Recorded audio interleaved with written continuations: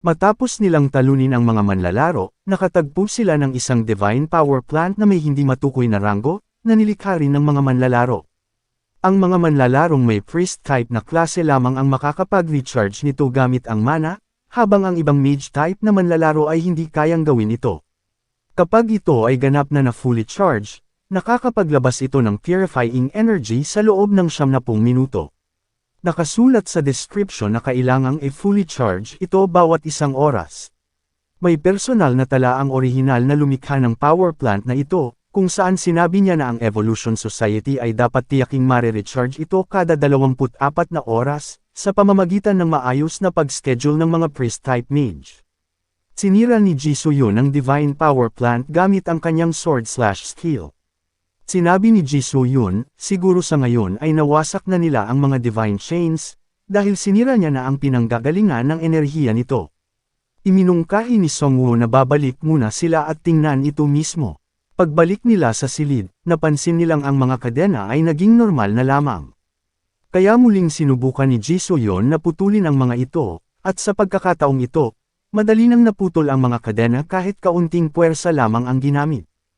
Iniwan ni Songwoo ang kapsula sa kalahati gamit ang kanyang Grim Reaper scythe. Ang likidong pumipigil sa galaw at mga kakayahan ni Derahan ay tumapon na ngayon sa sahig. Lumabas na ang tunay na anyo ni Derahan, at tila nakakatakot ito naglalabas pa ito ng kaunting killing intent o bloodthirst. Ipinabatid ni Jisoo Yun kay Songwoo ang presensya ng bloodthirst, ngunit sinabihan siya ni Songwoo na kalmahan lang ito.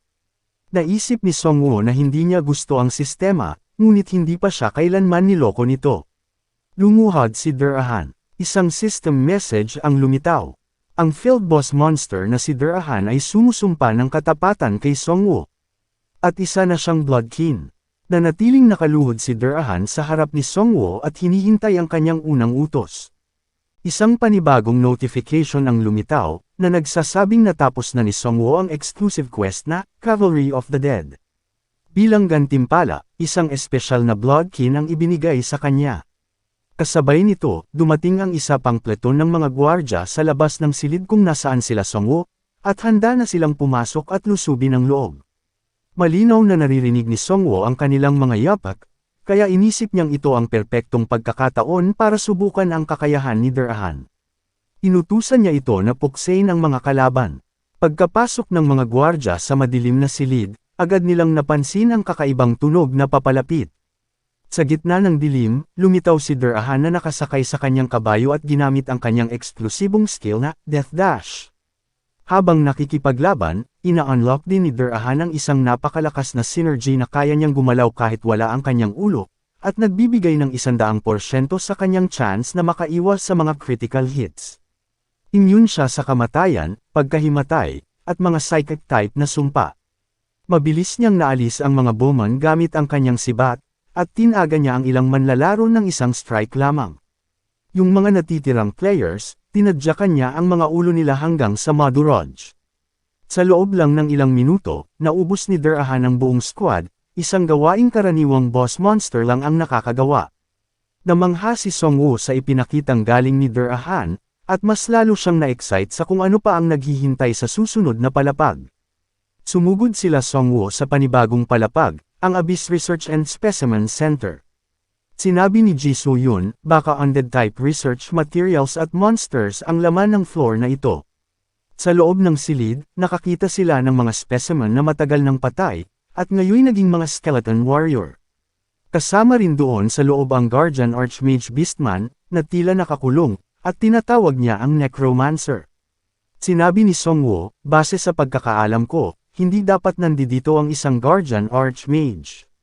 Sumagot ang Archmage, mula nang hamina ako, ginamit na ako ng mga bastardo sa Evolution Society. Ginawa nila akong parang hunting dog, pinapaikot sa kagustuhan nila. Tinanong siya ni Songwoo, nagkaroon ba ng power struggle sa Evolution Society?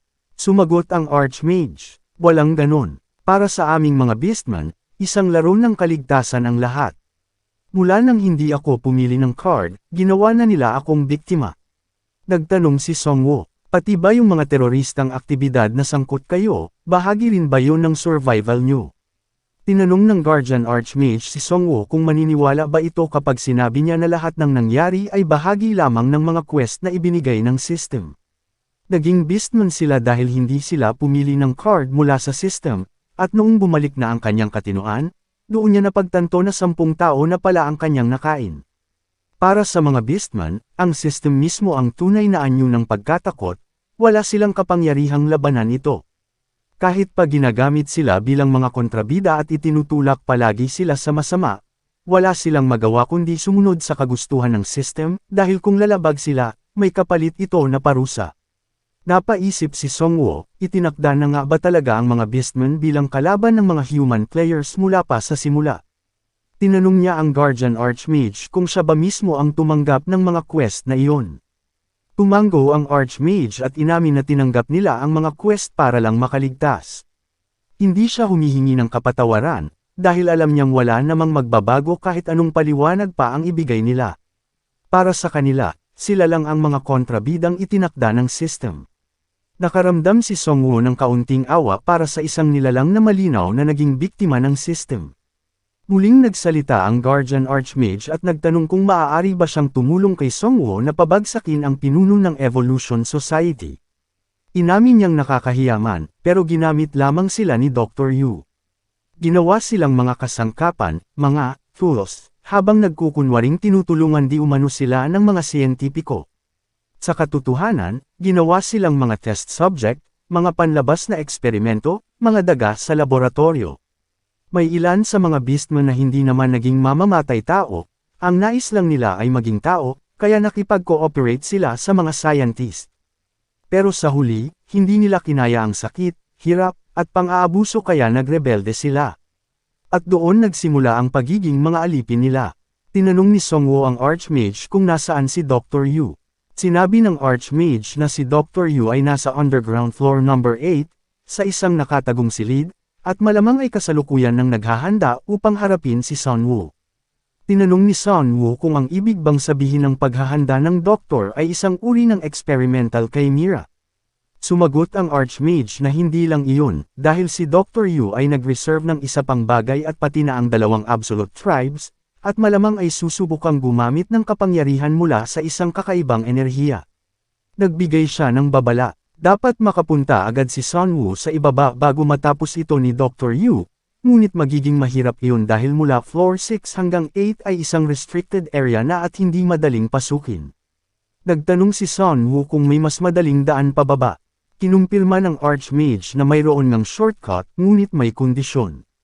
Pagkatapos patayin si Dr. Yu, hindi dapat saktan ni Songwoo ang mga beastman na naging alipin. Sila raw ang mga beastman na mula't simula ay may pagdududa sa pagpatay sa mga players. Nagbigay ng kontra-alok si Songwoo.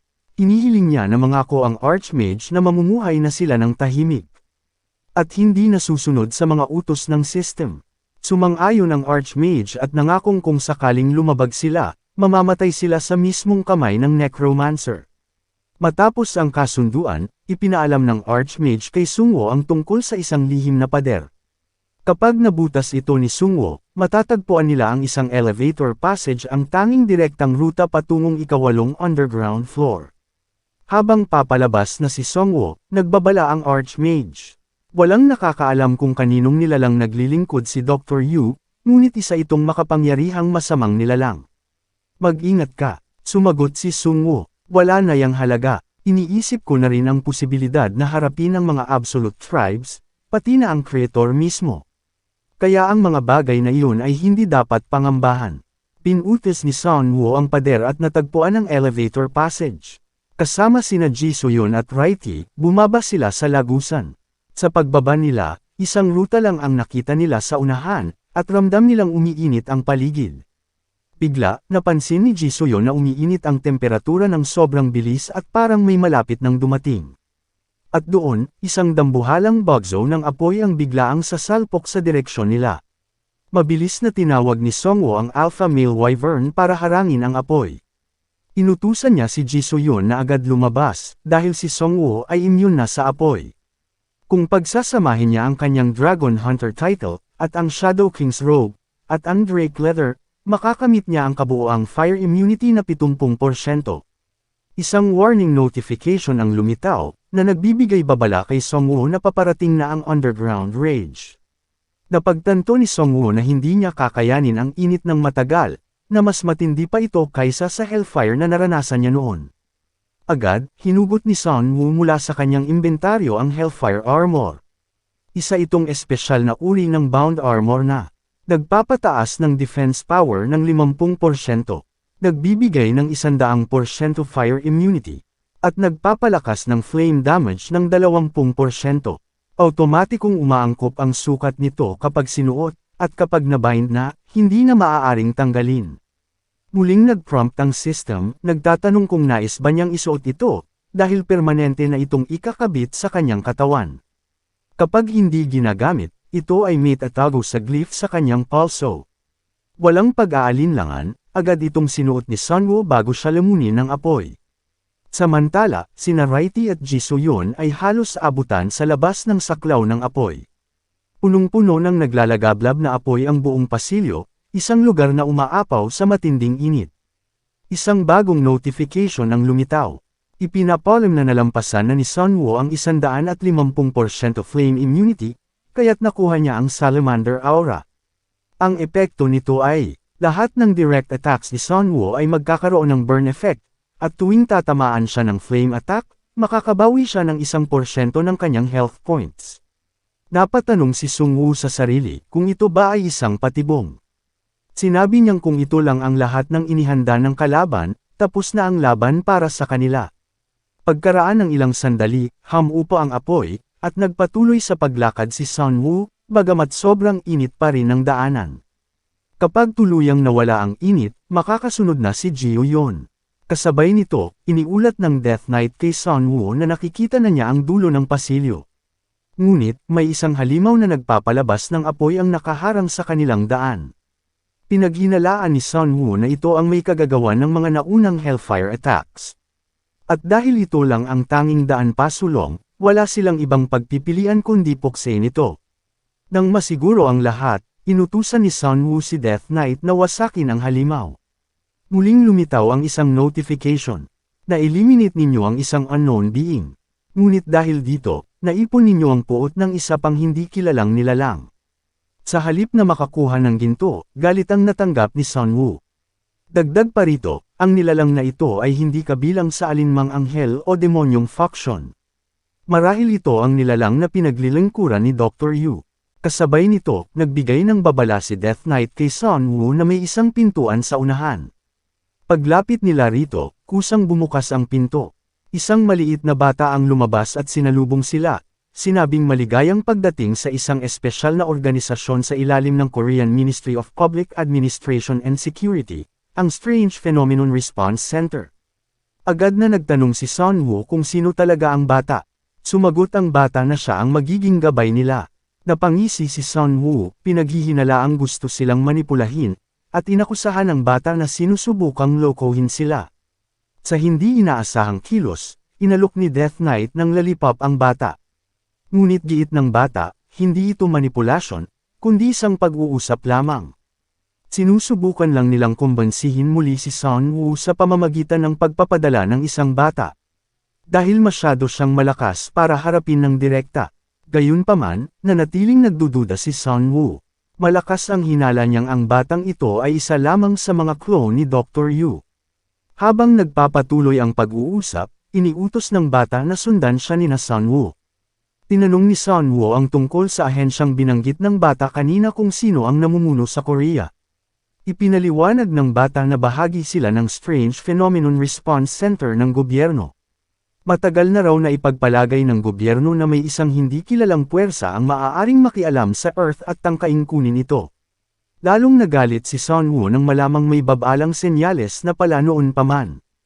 Ngunit pinili ng gobyerno na itago ito sa publiko. Napailing si Songwoo, sabay sabi na kahit pa alam ng gobyerno ang mangyayari, wala rin naman silang ginawa para tumulong, dahil karamihan sa mga tao ay hindi man lang nakaligtas sa unang kalahati ng laro.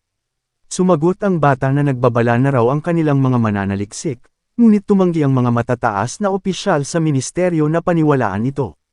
Ang mga may pera at may kapangyarihan ay mas galit sa pagbabago kaysa sa inaakala niya, kahit na hindi niya inisip na ikapapahamak pa nila ang kanilang mga buhay upang huwag lamang itong i-acknowledge. Sa huli, noong araw na nagsimula ang lahat, ang direktor ng sentro na si Dr. Yu Yang at ang research team ang humakbang upang kumilos. Inilikas nila ang 4,000 piling mga nakaligtas mula sa lugar at lumikha ng isang independenteng sistema bilang paghahanda sa hinaharap. Nagtaka si Sun Wu kung paano nila nagawang lumikha ng isang pasilidad sa ganitong antas, ngayon ay alam na niyang inihanda na nila ito noon pa man. Dagdag pa ng bata, ang lahat ng ito ay paghahanda para sa muling pagbuo ng Republika ng Korea, pagsasagawa ng tungkulin ng pamahalaan, at pagkomplito sa pinakahuling layunin ng larong ito. Tinanong ni Sun Wu kung ang tinutukoy ba nito ay ang pagtatranscend o ang bagong sangkatauhan. Kinumpirma ito ng bata, sabay sabing iyon lang ang tanging paraan upang marating ng lahat ang pinakamagandang katapusan. Ibinunyag pa niya na si Dr. Yu ay nakakuha ng 4 na bituing Mad Scientist card at 5 bituing Archbishop card sa class selection. Ang 2 card na ito, na kapwa naghahanap ng katotohanan, ay nagkaroon ng synergy na naging dahilan kung bakit mas maaga siyang nakalapit sa kasagutan kumpara sa iba. Tinanong ni Sun Wu kung ano ang kasagutang iyon, at ipinaliwanag ng bata na tinitingnan ni Dr. Yu ang larong ito bilang isang pagsusulit upang sukatin ang halaga ng sangkatauhan. Ang paraan para makapasa sa pagsusulit ay ang malampasan ang pagiging tao at maging mas dakilang nilalang, kaya't pinag-aaralan niya ang kamatayan, ang pinakamalaking hamon sa tao. Iminungkahi ng bata na sa kaunting mas malalim na pag-uusap, mauunawaan din ni Sun Wu, ngunit tumutol si Sun Wu at sinabing hindi sila pinapanood ng tagalikha. Ani niya, ang ginagawa ng transcendental na nilalang habang pinagmamasdan sila mula sa itaas ay hindi isang pagsusulit, kundi isang laro na nais lamang nitong panuurin at ikatuwa. Inakusahan niya ang mga ito bilang mga hanggal at fanatic na kontrabida na may mga walang saysay na ideya tungkol sa kanilang aliwan. Sabi ng bata, malinaw na tinatanggihan ng necromancer ang kanilang layunin. Tugon ni Sun Wu, mas lalala pa ang mga mangyayari mula ngayon. Bumukas ang pinto, at sinabi ng bata kay Sun Wu na dumiretso ka na sa impyerno, at biglang may mga mana summoning circles sa likod ng pinto. Yumuko ang bata habang 3 banal na sibat na may taglay na banal na kapangyarihan ang pinakawalan patungo kay Sun Wu. Inasahan na ito ni Sun Wu, kaya't pinadala niya si Raiti. Ginamit ni Raiti ang kanyang Mountain Goblin Shield upang harangin ang 3 banal na sibat. Ang Mountain Goblin Shield ay isang heroic rank shield na kayang bumuo ng harang na nagkakansela ng magic attacks ng 3 beses, at may cooldown na 1 oras. Samantala, tumakbo ang bata papasok kaya't hinabol siya nina Death Knight at Raiti. Maraming magic circles na may divine energy ang nasa kisame, nagsusuma ng mga nilalang na parang mga mummy. Nabarahan ng mga banal na tanikala ang kanilang pinanggalingan. Napansin ni Death Knight na parang hindi kusang gumagalaw ang mga nasummon na nilalang, kaya't iniutos ni Sun Wu sa kanyang mga alagad na sila muna ang unahin. Sa bawat pagkamatay ng mga ito, nakatanggap si Sun Wu ng abiso na sila'y mga player, at nakakuha siya ng malaking halaga ng ginto. Habang tinitingnan ng mga mensahe mula sa system, napagtanto ni Sun Wu na ordinaryong players ang mga iyon na kinokontrol ng kung anuman. Isang tao na nakaupo sa mesa ang nagkomento na sinubukan na niyang i-evolve ang mga player at tinanong ang opinyon ni Sun Wu. Ang matagal na nilang pangarap ay gawing isa rin sa kanila ang necromancer. Sabi ng isa sa mga clone ni Dr. Yu, sumuko na silang kumbansihin siya dahil sa sobrang katigasan ng kanyang ulo. Dagdag ng batang clone, hindi talaga mapapaniwala si Sun Wu anuman ang sabihin. Nagkomento si Sun Wu sa nakitang mga clone ni Dr. Yu na may iba't ibang edad, at sinabing kung marami pa sila, tawagin na silang lahat. Sinabi ni Dr. Yu na may mas marami pa sa lugar na ito, 2 pang clone ang lumabas, at ang isa na nasa wheelchair ay nagsabing natutuwa siyang natupad niya ang mga inaasahan. Ang matandang clone, na may nanginginig na mga kamay, ay nagsabi na si Sun Wu ang specimen na matagal na niyang inaasam, at ngayon ay dumating ito ng kusa. Sigurado si Sun Wu na ang matandang ito ang tunay na Dr. Yu. Iginiit ni Dr. Yu na si Sun Wu lang ang nilalang na makakatapos sa kanyang pananaliksik. Ipinahayag ni Sun Wu na narito siya upang wakasan si Dr. Yu ng tuluyan, ngunit tugon nito, rerepinuhin niya si Sun Wu ng maayos at pananatilihin, tulad ng mga kaibigan sa itaas. na si Sun Wu, napansin niyang bagamat magalang magsalita ang mga batang clone, ang orihinal ay bastos at kuripot. Komento ni Dr. Yu, ang pagtanda ay likas na humuhubog ng personalidad. May lumabas na mga galame mula sa tunay na katawan at kumabit sa bawat clone. Sinimulan ng matanda ang pagsipsip sa kanilang kapangyarihan at naging mas malakas. Napansin ni Sun Wu ang tila pagkakabuklod ng mga miyembro ng bawat clone at naisip kung ito na ba ang tinutukoy ng batang lalaki na pagsasanib sa isang katawan. Si Dr. Yu ay nabuff at sinabi kay Sun Wu na ito ang ebolusyon. Ang matanda ay naging mas maskulado matapos masipsip ang kanyang mga clone. Sinimulan na rin ng kanyang mga galame ang pagkontrol sa mga player sa itaas. At sinabi ni Dr. Yu na kahit magkakahiwalay ang kanilang mga katawan, iisa ang kanilang isipan. Dagdag pa niya, ito ang simula ng ebolusyon, sabay sama ng napakaraming divine magic circles. Sabi ni Sun Wu, mas bagay sa kanya ang pagkalipol kaysa sa ebolusyon, habang inihahanda ang kanyang kampitong dwarf crossbow. Komento ni Dr. Yu, bagamat may mga alagad si Sun Wu, siya naman ay may mga manika, at panahon na para sila ang maglaro. Lumabas ang isang exclusive quest na may pamagat na For Eternal Rest. Ito ay isang rescue mission na layuning bigyan ng kamatayan ang mga hindi makamatay. Bilang gantimpala, matatanggap ang exclusive skill na You Have Witnessed Something Shocking, dahil natuklasan ni Sun Wu ang mga biktima ng kasamaan na patuloy na pinahihirapan ng walang kaligtasan ng kamatayan. Kahit hindi sila makasigaw, nararamdaman ng kanilang katawan ang lahat. Ang kamatayan ay hindi kapangyarihan ng sinuman, ngunit may ilang kamatayan na maaaring magbigay ng walang hanggang kapahingahan, ang tanging pagtakas sa trahedyang ito. Kailangang bigyan ni Sun Wu ng walang hanggang kapahingahan ang 240 player, at ang kanyang desisyon ay makaaapekto sa kanyang kapalaran. Umatras si Sun Wu habang pinapunish siya ng sunod-sunod na divine arrows. Hinarang nina Death Knight at Righty ang mga arrow gamit ang kanilang mga kalasag, ngunit tila mataas ang antas ng mga mummy. Sinabi ni Sun Wu na ang mga player ay na-modify at pinalakas na. Gumamit si Sun Wu ng Giant Spirit Regeneration, Death Response, at Shadow Army, na nagpapataas ng kakayahang umatake mula sa malayo sa pamamagitan ng pagtalaga ng mga Death Wizard. Ang batayang active spell na ito ay gumagamit ng 50 mana upang buhayin ang mga kalansay, binibigyan sila ng kakayahang gumamit ng mahika, at ginagawang skeleton mages, hanggang 5 mage ang maaaring likhain. Ang mga skeleton mage ay maaaring gumamit ng iba't ibang magic at curse attribute spells, at kapag tumaas ang ranggo ng kanilang kakayahan, maaari silang gumamit ng mas makapangyarihang mahika. Maaaring maging Priest of Death ang isang skeleton mage kapag natugunan ang tiyak na mga kondisyon, at maaari itong maging lich sa ilalim ng mas partikular na kalagayan. Nagtalaga si Sun Wu ng isang Death Wizard, ngunit dahil mababa ang intelligence nito, isang basic rank skill lang ang naibigay, at manipis ang tsansa para tumaas pa ang skill, kaya't nadismaya si Sun Wu. Naisip niya si Death Knight, na alam niyang mataas ang intelligence dahil isa itong dating doktor. Itinalaga niya si Death Knight bilang Death Wizard, at naglabas ang system ng abiso na ang katalinuhan nito ay pambihira, kaya't nabigyan ito ng expert rank skill na may mataas na potensyal. Sa halip na mahika, isang bagong kakayahan ang natanggap ni Death Knight na sumasalamin sa kanyang orihinal na papel, isang expert rank dark magic sword. Pinalalakas ng skill na ito ang kanyang sandata sa pamamagitan ng mana infusion, at nagdadagdag ng 110% chaos curse sa kalaban. Sa bawat pagtaas ng ranggo, malaki ang nadaragdag sa lakas ng pagpapalakas ng sandata.